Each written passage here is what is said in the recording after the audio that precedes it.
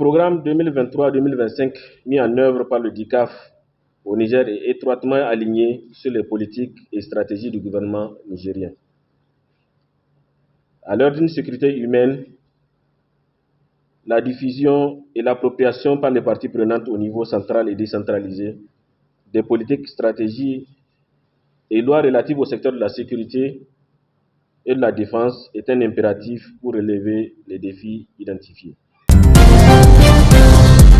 Pour la période 2022-2026, le Niger dispose de cette stratégie sur laquelle il fonde l'espoir que la protection des personnes sur l'ensemble du territoire sera assurée avec une franche collaboration avec les acteurs civils et FCS ainsi que les communautés locales.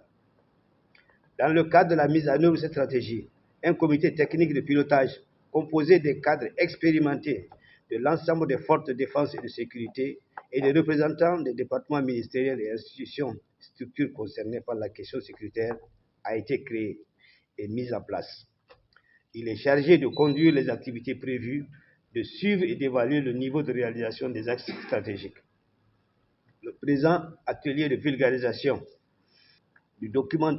SNI phase 2 et son plan d'action vise à amener les acteurs à s'en approprier véritablement pour une meilleure synergie et une interaction dynamique entre les différents maillons du secteur de la sécurité intérieure. La stratégie nationale de sécurité intérieure a été révisée et adoptée par décret numéro 2022-517/PRN/MI/D du 22 juin 2022 pour une période 2022-2026. Le contexte socio-économique et sécuritaire actuel de notre sous-région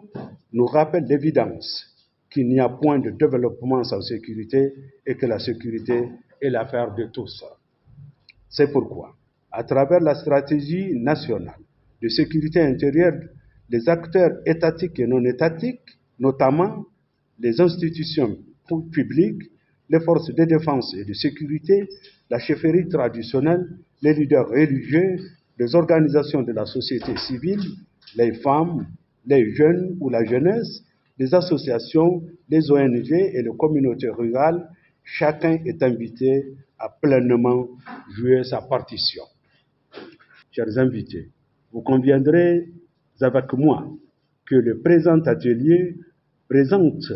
un intérêt capital dans la mesure où il porte sur la vulgarisation du document de la stratégie nationale de sécurité intérieure